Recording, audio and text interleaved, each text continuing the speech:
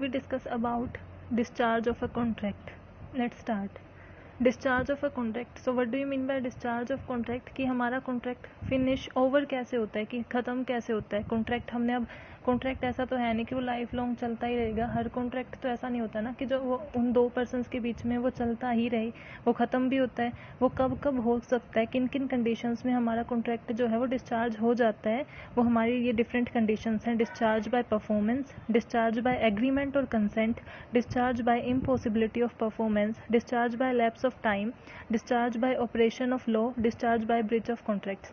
So discharge of contract किन किन वे से हो सकता है वो हम आगे डिस्कस करेंगे. और डिस्चार्ज ऑफ कॉन्ट्रैक्ट क्या होता है कि जो कॉन्ट्रैक्ट के अंदर दो पार्टीज आई हैं, ए और बी है, तो अब उन्होंने वो कब उनका जो कॉन्ट्रैक्ट है वो कंप्लीट हो जाएगा, वो ख़त्म हो जाएगा, वो क्या है, हमारा डिस्चार्ज ऑफ कॉन्ट्रैक्ट है. Performance of contract. अब डिस्चार्ज बाय परफॉर्मेंस में क्या होता है कि ए और बी थे, वो दोनों क्या हैं, अपने कॉन्ट्रैक्ट के बीच में आए. ए ने बी को बोला कि तू मेरी कार खरीद ले 5 लाख में. उन्होंने, और कार नहीं तो हम लैंड लेके चलें, कि लैंड उसने खरीदे, तो लैंड के लिए क्या हमें रजिस्ट्रेशन वगैरह कराने पड़ते हैं. सो सारी फॉर्मेलिटीज़ बी ने पूरी की, ए ने पूरी की, और बी की मीन्स बी को अथॉरिटी मिल गई, पोजेशन मिल गया उस लैंड का. अब क्या वो कॉन्ट्रैक्ट खत्म हो गया. वो कॉन्ट्रैक्ट लाइफ लॉन्ग थोड़ी चलेगा. उनका कॉन्ट्रैक्ट खत्म, जैसे ही परफॉर्मेंस कंप्लीट होती है वैसे ही कॉन्ट्रैक्ट खत्म हो जाता है. कि जो उस कॉन्ट्रैक्ट के अंडर हमने परफॉर्मेंस को डिस्कस किया है, मेंशन किया है कि हम इस के रिगार्डिंग कॉन्ट्रैक्ट कर रहे हैं, जैसे ही वो परफॉर्मेंस कंप्लीट होती है, जैसे ही वो परफॉर्मेंस अकर होती है, तो हमारा कॉन्ट्रैक्ट क्या होता है, डिस्चार्ज हो जाता है. परफॉर्मेंस क्या है, actual performance. When both parties perform their promises and there is nothing remaining to perform. कि जब दोनों पार्टीज ने अपना परफॉर्मेंस कर दिया हो, जैसे ए को जो फुलफिल करना था, जो भी रजिस्ट्रेशन या फिर जो भी फॉर्म्स या लीगल फॉर्मेलिटीज़ फुलफिल करनी थी वो ए ने फुलफिल कर दी, और जो बी को फुलफिल करनी थी वो बी ने कर दी. तो जब दोनों पार्टीज़, यानी कि कॉन्ट्रैक्ट के अंडर जो मिनिमम 2 पार्टीज़ का हमने पढ़ा था कि जितनी भी पार्टीज़ हैं, यानी कि दोनों पार्टीज़ एटलीस्ट 2 तो होती हैं. तो जब दोनों पार्टीज़ ने अपनी जो रिक्वायरमेंट्स हैं वो फॉलो कर दी हों, किसी का कुछ रिमेन ना रहा हो, तो वो क्या होता है, एक्चुअल परफॉर्मेंस हो जाता है. अटेम्प्टेड परफॉर्मेंस क्या होता है, when the promisor offer to promise his obligation but promisor refuses to accept the performance. ये जो प्रोमिसर कौन होता है, जिसने प्रॉमिस किया है, और प्रोमिसी यानी जिसे प्रॉमिस किया गया है. The promisor offer to perform his obligation, कि जिसने प्रॉमिस किया था वो अपनी ऑब्लिगेशन उस परफॉर्म करने के लिए, ड्यूटी परफॉर्म करने के लिए रेडी है, लेकिन फिलहाल प्रोमिसी रिफ्यूज़ कर देता है उसे एक्सेप्ट करने के लिए. तो वो क्या होती है, अटेम्प्टेड परफॉर्मेंस होती है. It is also known as tender. इसे हम टेंडर भी बोलते हैं. अब हमें जब हमारा जो डिस्चार्ज करना है कॉन्ट्रैक्ट का, वो बाय परफॉर्मेंस करना है, तो उसमें क्या क्या कंडीशन फुलफिल होनी चाहिए कि हम डिस्चार्ज परफॉर्मेंस का कब होता है. जैसे अनकंडीशनल, कि जो भी हमने कॉन्ट्रैक्ट किया है, उसकी परफॉर्मेंस की है हमने, वो अनकंडीशनल होनी चाहिए. उसके बीच में कोई कंडीशन नहीं होनी चाहिए कि ये टर्म्स हैं तो ही हमारी परफॉर्मेंस होंगी. It is made as per the term of contract, कि जो हमारी कॉन्ट्रैक्ट की टर्म्स थी, कि जो हमें रजिस्ट्रेशन फुलफिल करने थे, पैसे पे करने थे, जितने भी बी को जितना भी मनी, जितना भी अमाउंट ए को देना था वो फुलफिल करे. लेकिन और कोई कंडीशन उसके अंदर नहीं होनी चाहिए कॉन्ट्रैक्ट के टर्म्स के अलावा. प्रॉपर टाइम, जिस टाइम पे मीन्स एक स्पेसिफिक टाइम पे, एक particular time period, reasonable time period पे होना चाहिए. ऐसा नहीं कि वो बहुत लंबा चले, आज हमने कॉन्ट्रैक्ट किया है फिर बहुत साल बाद उसे परचेज या सेल किया जाए, तो वो नहीं होता. प्रॉपर टाइम पे होना चाहिए, प्रॉपर प्लेस पे होना चाहिए. प्लेस और promisee place of the business, की जहाँ पे प्रोमिस का प्लेस होता है ना, मेनली वहीं पे होना चाहिए.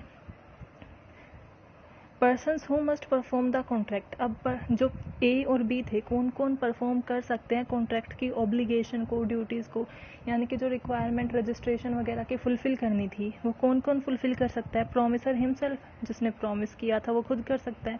A person authorised bye promisor, कि प्रोमिसर ने किसी को ऑथराइज कर रखा है, उसे अथॉरिटी दे रखी है वो फुलफिल करने की. वो लीगल रिप्रेजेंटेटिव. अब जैसे जो लैंड वगैरह ट्रांसफ़र करते हैं उसमें क्या होता है, उसमें तो पोजेशन ट्रांसफ़र हो रहा है लैंड का, तो उसमें लीगल रिप्रेजेंटेटिव चाहिए ही होते हैं. जैसे कोई भी हमारे एडवोकेट हो जाते हैं तो वो भी परफॉर्म कर सकते हैं लीगल रिप्रेजेंटेटिव. थर्ड पर्सन, अगर किसी थर्ड पर्सन को, मतलब वो थर्ड पर्सन रिलेटेड होना चाहिए उस जो प्रॉमिसर है उससे, या थर्ड पर्सन को अगर उसे अथॉरिटी दे रखी है तो वो परफॉर्म कर सकता है.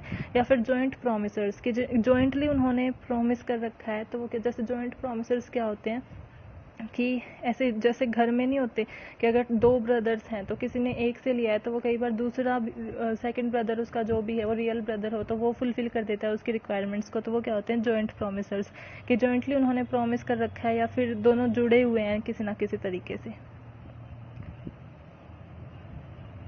Next is time and place of performance. अब टाइम एंड प्लेस हमने डिस्कस किया था कि प्रॉपर प्लेस होना चाहिए, प्रॉपर टाइम होना चाहिए। तो उससे रिगार्डिंग क्या है कि where the contract a promisor is to perform his promise without the application by the promisee and no time for the performance is specified, the promisee must be performed within a reasonable time. कि जो भी मतलब promisor ने promise किया था कि मैं ये परफॉर्म कर दूंगा, तो प्रोमिसर ने अगर ये नहीं बताया कि आपको ये इस प्रॉपर टाइम पे परफॉर्म करना है, उसने कोई डे नहीं बताया, कुछ ऐसा नहीं बताया, तो ये प्रोमिसर को खुद ही देखना चाहिए कि वो एक रीजनेबल टाइम पे परफॉर्म करे उस प्रॉमिस को। जैसे ए और बी, हम एग्जांपल लेके चलते हैं, ए और बी, कि वो लैंड एक दूसरे को ए को बी को लैंड ट्रांसफ़र करनी है, वो सेल कर रहा है। तो अगर ए ने ये स्पेसिफाई नहीं किया कि हम इस टाइम पे कॉन्ट्रैक्ट करने वाले हैं, तो भी ये बी को क्या करना है कि जिस टाइम पे लाइक कोर्ट ओपन होता है या फिर जिस पे लीगल रिप्रेजेंटेटिव मीन्स जो चीज़ें अवेलेबल हों, वो एक रीजनेबल टाइम पे अपने प्रॉमिस को परफॉर्म करे। ठीक है। Where a promise is to be performed on a certain day. अब प्लेस की बात आ गई कि एक परफॉर्म है वो सर्टेन डे पे, किसी पर्टिकुलर डे को ही परफॉर्म करना है, and the promisor has undertake to perform without the application of the promisee. The promisor may perform any time during usual hours of business at the place at which promise ought to be performed. कि जो promisor है जिसने promise किया था promisee को कि भाई उसने ये स्पेसिफाई एक पर्टिकुलर डे को तो परफॉर्म करना था, लेकिन उसने ये डिफाइन नहीं कर रखा कि मीन्स उसे किस टाइम पे उसे वो प्रॉमिस परफॉर्म करना। सो वो उस दिन मीन्स उस पर्टिकुलर डे को, लेकिन किसी भी टाइम पे उन्होंने डे डिफाइन किया है, प्लेस डिफाइन, टाइम डिफाइन नहीं किया, तो वो किसी भी टाइम पे कर सकता है। और कहाँ करेगा, एक प्रॉमिस जो एक परफॉर्मेंस जो पर्टिकुलर प्लेस पे होनी चाहिए थी ना, जो प्लेस उसे डिफाइन कर रखा हो कि इस प्लेस पे आपको ये प्रॉमिस परफॉर्म करना है, उस पर्टिकुलर प्लेस पे जाके वो प्रॉमिसर क्या करेगा, अपने प्रॉमिस को परफॉर्म करेगा।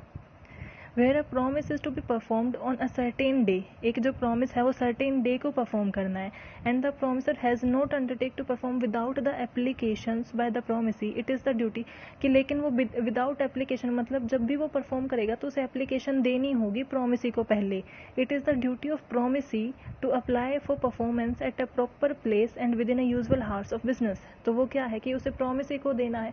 अब प्रोमिसर रेडी है परफॉर्म करने के लिए, उसे एक एप्लीकेशन देनी है प्रोमिसी को कि भाई अब वो परफॉर्म करने के लिए रेडी है। तो प्रोमिसी की क्या ड्यूटी बनती है कि जो भी परफॉर्मेंस है वो प्रॉपर प्लेस पे कहाँ करनी है, किन यूजुअल हार पे करनी है, वो ये डिफाइन करे प्रोमिसर को कि आपको ये काम कब करना है, किस टाइम पे करना है, किस जगह पे करना है।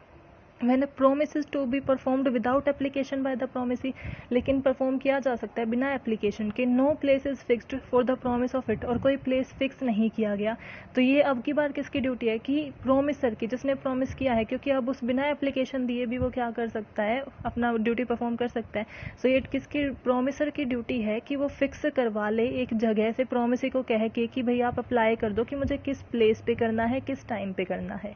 The performance of any promise may be made in any manner or at any time which the promiser prescribes। कि जो promisee है, जिसे प्रॉमिस किया गया है, वो उसके प्रिस्क्रिप्शन के अकॉर्डिंग किसी भी टाइम पे, किसी भी प्लेस पे जो प्रॉमिस है वो परफॉर्म किया जा सकता है।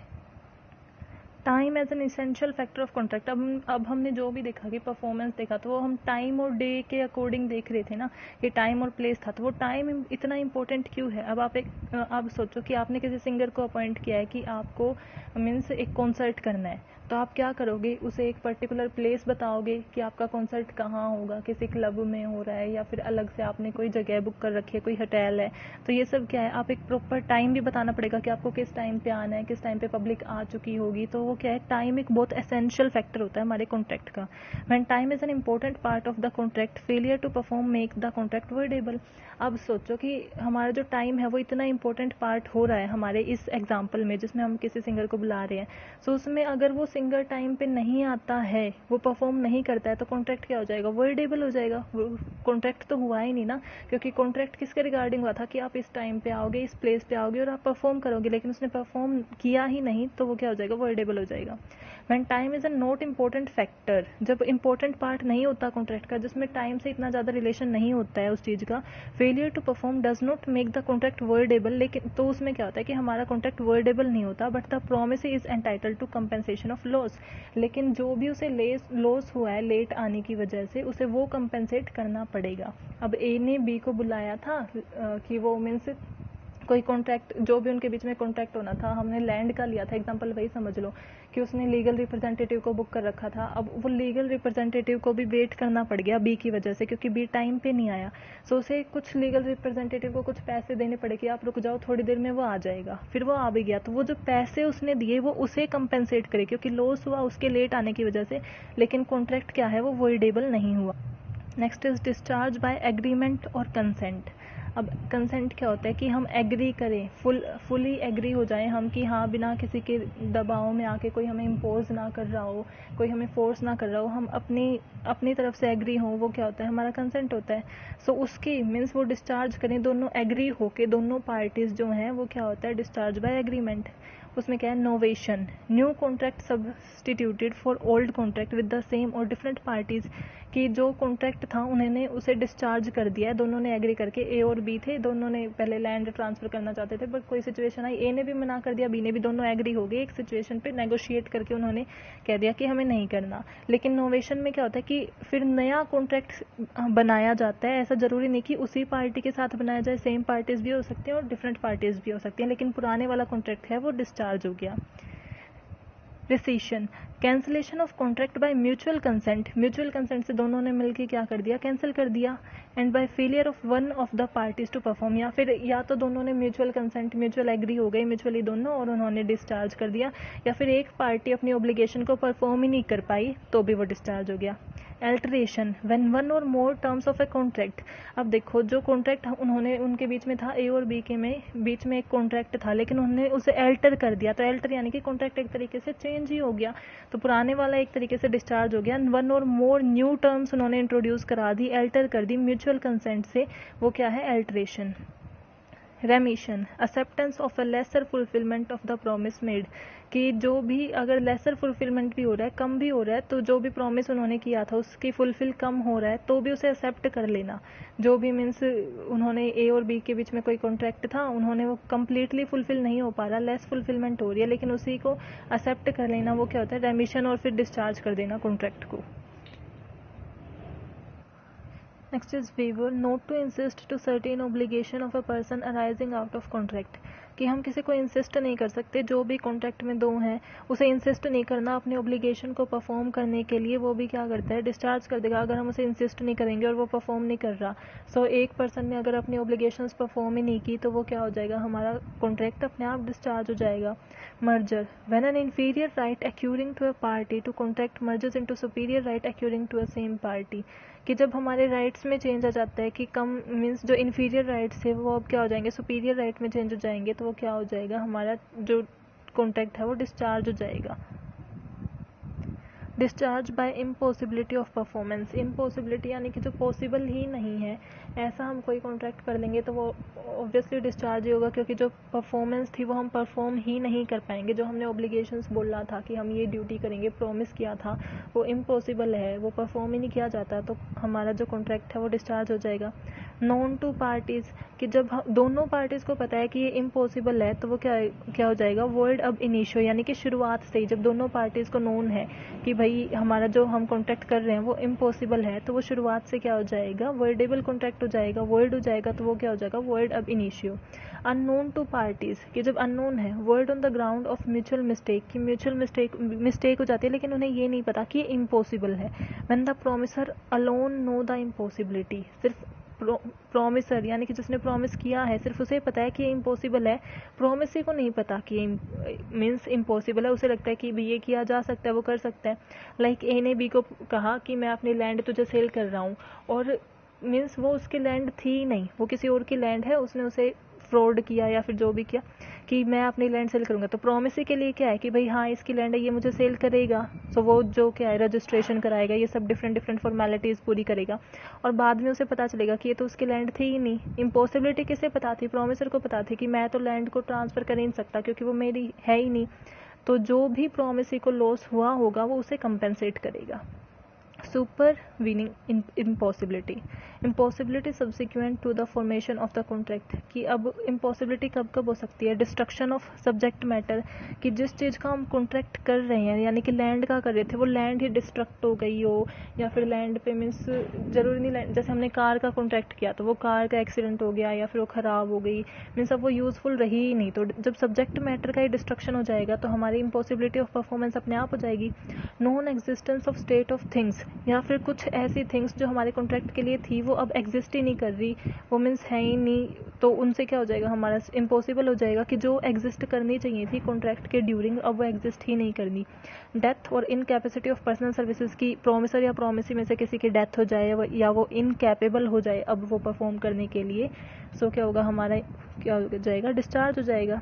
चेंज ऑफ लॉ, कि पहले लॉ डिफरेंट था जब हम कॉन्ट्रैक्ट के अंडर आए, अब लॉ डिफरेंट हो गया कि अब हम वो कर ही नहीं सकते। जैसे जब हमारे मीन्स जब हम इंडिया ने चाइना की कुछ ऐप बैन्स किए, सो उससे पहले क्या था कि उनके बीच में उन ऐप के ओनर्स या फिर उनकी कंपनीज के बीच और इंडिया के बीच जो भी कॉन्ट्रैक्ट होते थे वो सही थे, मीन्स लॉ के अकॉर्डिंग थे, लेकिन अब वो हम कर ही नहीं सकते, तो लॉ के चेंज होने के बाद इम्पॉसिबिलिटी हो जाना वो क्या है, वो भी तो डिस्चार्ज हो गया ना कॉन्ट्रैक्ट का। और आउटब्रेक ऑफ वॉर, यानी कि वॉर वगैरह चल रही है, तो जो भी अगर वॉर के ड्यूरिंग हम किसी कॉन्ट्रैक्ट में आ जाते हैं, मीन्स जो भी वॉर वगैरह चल रही है कि उस कंट्री के साथ चल रही है, तो वो इम्पॉसिबल हो जाएगा परफॉर्मेंस।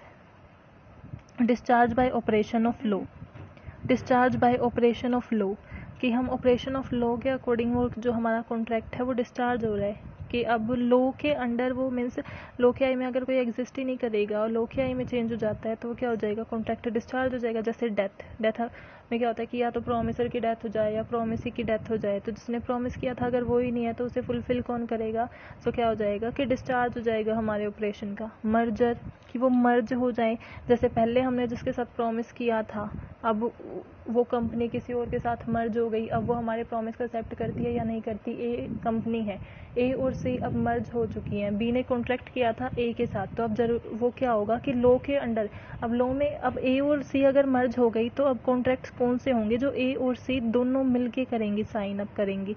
सो क्या हो जाएगा कि मर्ज के टाइम पे भी क्या हो जाता है कि ऑपरेशन ऑफ लॉ के अकॉर्डिंग हमारा डिस्चार्ज हो जाता है। इंसॉल्वेंसी, यानी कि इंसॉल्वेंट हो गई हमारी कोई एक पार्टी, वो फुलफिल ही नहीं कर पा रही, मीन्स कंसिडरेशन जो प्रोवाइड करना था, जो रिटर्न में देना था, वो इंसॉल्वेंट है, वो मनी प्रोवाइड कर ही नहीं सकती। जैसे ए और बी के बीच में था, वो बी जो है वो लैंड के लिए पैसे दे ही नहीं सकता, वो इंसॉल्वेंट हो गया, तो हमारा ऑटोमेटिकली डिस्चार्ज हो जाएगा। Unauthorized alteration of the terms of a return agreement, एक रिटर्न एग्रीमेंट है जिसमें रिटर्न एग्रीमेंट चाहिए, जैसे लैंड को अगर हम ट्रांसफ़र कर रहे हैं तो उसमें हमें रिटर्न एग्रीमेंट की ज़रूरत है। सो अगर उसमें अनऑथराइज्ड अल्ट्रेशन, यानी कि बी ने ए को बिना बताए ऐसे ही कोई अल्ट्रेशन चेंज करा दिया, तो वो क्या हो जाएगा कि मीन्स ये एक तरीके से डिफ़ॉल्ट हो जाएगा, तो वो क्या है, discharge by operation of law. Right and liabilities wasting in the same person, अब जो राइट्स हैं वो भी और लाइबिलिटीज़ दोनों एक ही पर्सन की हो रही हैं, तो कॉन्ट्रैक्ट क्या हुआ कि एक ही लाइबिलिटी है और एक को ही पैसे मिलने हैं, तो ना तो उसे देने, खुद को ही वो क्या पैसे देगा और खुद को ही क्या पे करेगा, तो वो क्या हो जाएगा, दोनों सेम पर्सन पे ही एग्जिस्ट कर रही हैं, दोनों सेम एक पर्सन के ऊपर ही हैं, तो वो क्या हो जाएगा, discharge by operation of law की, फिर तो कॉन्ट्रैक्ट रहेगा ही नहीं। अगर एक को 40 लाख खुद को ही मीन्स उसे पे भी खुद ही करना है, क्योंकि लाइबल भी वही है। सो जब दोनों चीज़ें एक ही पर्सन पे वेस्ट करती हैं तो वो क्या हो जाता है, discharge. Discharge by breach of contract, breach of contract के अकॉर्डिंग डिस्चार्ज कैसे होता है, एक्चुअल ब्रीच एक तरीके से मीन्स जैसे ब्रोकन ऑफ कॉन्ट्रैक्ट, या मीन्स ख़त्म कर देना कॉन्ट्रैक्ट को एक तरीके से। At the time of performance, कि जब परफॉर्मेंस कर रहे हैं एक टाइम जो है परफॉर्मेंस का, उसके अकॉर्डिंग उसके टाइम पे हम करें कि हमने कॉन्ट्रैक्ट को ख़त्म कर दिया, या फिर ड्यूरिंग द परफॉर्मेंस, जब परफॉर्मेंस हो रही है। At the time of performance और ड्यूरिंग द परफॉर्मेंस में डिफरेंस है कि एट द टाइम यानी कि परफॉर्मेंस अभी हुई नहीं है, वो होनी है, तब हम उसे ब्रीच कर दें, और ड्यूरिंग द परफॉर्मेंस जब परफॉर्मेंस शुरू हो चुकी है उसके बाद हम कॉन्ट्रैक्ट को ब्रीच कर दें।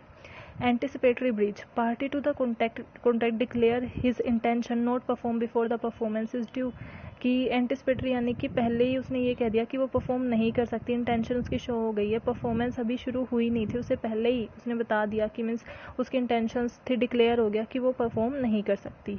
अब वो कैसे होता है कि by the act of promisor, कि इम्प्लाइड भी हो सकता है और एक्सप्रेस भी हो सकता है। अब एक्सप्रेस में क्या होता है कि रिटर्न में या फिर ओरल फॉर्म में उन्होंने बता दिया कि भाई वो अपनी ऑब्लिगेशन परफॉर्म नहीं कर सकते, कि रिटर्न में दे दिया कि भाई कुछ ऐसे फैक्टर्स हैं या फिर कुछ ऐसी कंडीशंस हैं कि अब हम अपनी ऑब्लिगेशन परफॉर्म नहीं कर सकते। इम्प्लाइड में यानी कि उनका गेस्चर्स, उनके एक्ट ये बता रहे हैं कि वो परफॉर्म करने ही नहीं वाले, उनकी इंटेंशन यही है कि वो जो भी हमारी ऑब्लिगेशंस हैं वो परफॉर्म नहीं करेंगे। सो ये क्या हो जाएगा, breach of contract, discharge by lapse of time. अब टाइम के according the limitation Act 1963 clearly states that a contract should be performed within a specified time called period of limitation, कि जो भी कॉन्ट्रैक्ट है एक स्पेसिफाइड टाइम के under complete होना चाहिए। ये क्या है, उस टाइम को क्या बोलते हैं, उस पीरियड को क्या बोलते हैं, period of limitation. If it is not performed and if the promisee take no action within the limitation of time, कि अगर वो परफॉर्म नहीं होता उस लिमिटेशन ऑफ टाइम में, कि जितनी टाइम लिमिट मिली है उसके अंडर वो परफॉर्म नहीं होता है और प्रोमिस भी कोई एक्शन टेक नहीं मिलता है, तो वो हमारी जो then he is deprived of his remedy at law. Means फिर उसे, अगर उसने कोई एक्शन ही नहीं लिया तो वो लॉ से फिर कोई कंपेंसेशन या रेमेडी की उम्मीद या होप भी नहीं रख सकता, क्योंकि वो खुद भी कोई एक्शन नहीं ले रहा है। अदरवाइज अगर उसने एक्शन लिया हो फिर भी वो परफॉर्म नहीं किया जा रहा, तो वो फिर लॉ के पास जाके रेमेडी के लिए अप्लाई कर सकता है। सो एक प्रॉपर टाइम में परफॉर्म किया जाए, अगर उस टाइम पे परफॉर्म नहीं किया जाता एक पर्टिकुलर टाइम लिमिट में, तो वो क्या हो जाता है, डिस्चार्ज हो जाता है। So today we discuss about different perspectives of discharge of contract, that in different ways how contract can discharge. So I hope you are clear with the topic, and please don't forget to subscribe my channel, like my video, and comment your doubts if you have any. I will make a short video to clear your doubts.